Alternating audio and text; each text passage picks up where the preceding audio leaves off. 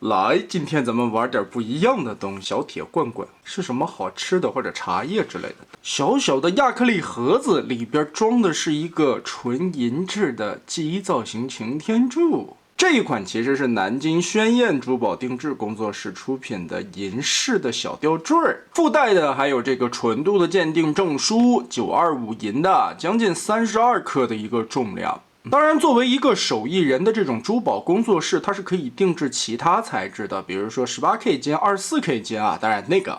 就比较贵了嘛。此外还有一根银链，对，这个小柱子是可以穿成项链戴在脖子上的。可能有一些朋友也在抖音和小红书上边刷到过这个小柱子的视频，然后就是看外边的这个小盒子，其实是我给人家提的一个建议啊，我说你可以弄一个这样的收藏小盒，毕竟银饰的东西嘛，它还怕氧化，弄一个亚克力的小盒，方便展示和收藏。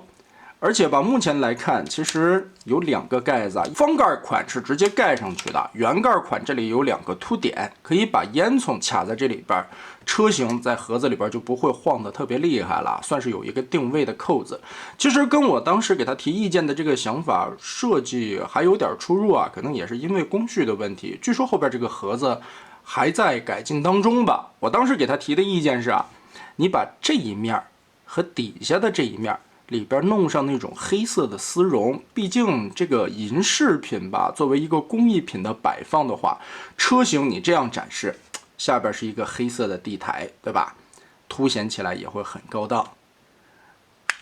理想的状态呢，其实这个应该再大一点，变成人形之后呢，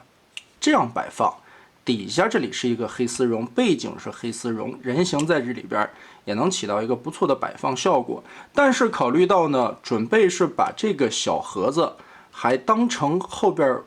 拖挂的一个车厢，所以在这个尺寸上边吧，就有了一些取舍的地方。如果做成人形可以收纳的亚克力盒子，这个车厢的比例跟车型搭配起来就显得有点太违和了。目前这样其实已经做的高出来一点点了，跟大家所认知的那个擎天柱车厢出入就太大了。所以呢，这个也是取舍之下吧，只能作为一个车型的小展示地台。另外呢，还有一块这个亚克力的小展示牌，上面有它的店名 logo。当然，大家也可以在小红书和抖音上面去关注啊。目前吧，这个东西也是在接受定制的阶段啊。你如果准备车型这样展示呢，旁边的这个名牌立在这儿，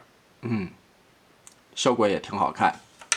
当然，如果你准备把它当成车厢呢，就把这个名牌插在这个下面，哈哈，车厢就有了轮子。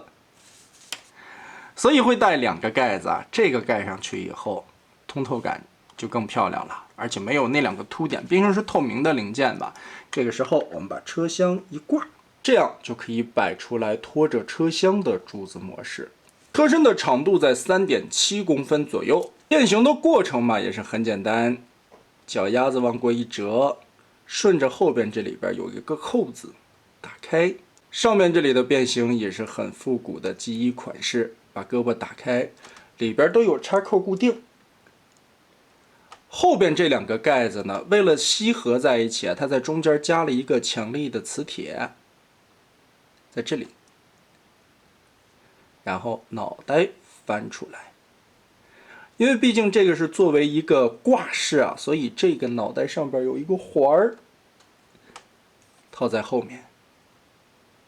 好，非常简单的变形过程，这个小柱子的饰品就搞定了。因为银色太亮了，我也是用这个黑色泡沫做一个背景，身上的这些花纹细节刻画都是非常漂亮的。之前吧，他在做刚开始设计那个版本的时候啊，这些面上面其实并没有太多的这种刻画。我也是跟他说，你既然做的这种是很复古极一的造型样式，你不如把那个仿贴纸效果以花纹的形式雕刻出来。拳头坐在了小臂上边，原先的小臂这里是没有这种仿贴纸花纹的，这些都是手工雕上去的。还有膝盖这里的一些细节，很见功底，所以这个东西的生产周期应该也会很长。头雕的样式也挺可爱的，因为是925银的材质啊，别看它个小，拿起来是沉甸甸的，很有分量。变形完成到头顶的高度差不多在4.8公分左右。小胳膊这里因为变形的需要，还是有一些活动的关节。但是胯部这里吧，这个关节感觉显得比较松。变成车型还好啊，因为后边这里有一个插销，可以把它锁紧一些。人形的时候，这胯部站立起来稍微的有一点困难。建议还是把这个地方，如果根部这里再多一点点锁扣，让这里能插紧一些，腰部就不至于后仰了。但毕竟这款的设计是一个挂坠的形式，我们把链子给它装上，哎，这样看起来就没有太大的问题了。非常精致的一款挂饰啊，还可以变形。当然，如果你关注了这位首页，你还会发现他现在还做了那种能源宝的耳钉了、挂坠了，把能源宝做成挂坠，这个惊破天才会干的事儿啊！现在在3次元实体化也实现了出来，很漂亮。那个耳钉应该也挺好看的吧？还做了金银的分色。这种首饰级别的贵金属本身来说就具有一定的收藏性啊，更何况手工雕刻出来的这些花纹处理也是十分漂亮的。所以我当时给他提的意见啊，预想当中如果能把这个亚克力盒子，看背后的这一块弄一个黑色的丝绒，这样装进去的话，你人形放在那里展示刚刚好。挺漂亮的，但是可惜，考虑到最后车型的一个搭载效果的话，也是折中取了一个这样的办法。那么终归来说，作为手艺人，也是把自己的爱好结合起来啊。现在的这些产品都慢慢走向了高端定制，而做一个银饰或者金饰的版本，放在柜子里边收藏，那想必也是最亮眼的崽了吧。那么得嘞，轩燕珠宝工作室的这款纯银小柱子挂坠就是这样了。感兴趣的朋友们也可以关注一下这家老板的同名抖音和小红书。这期我们就玩到这儿吧。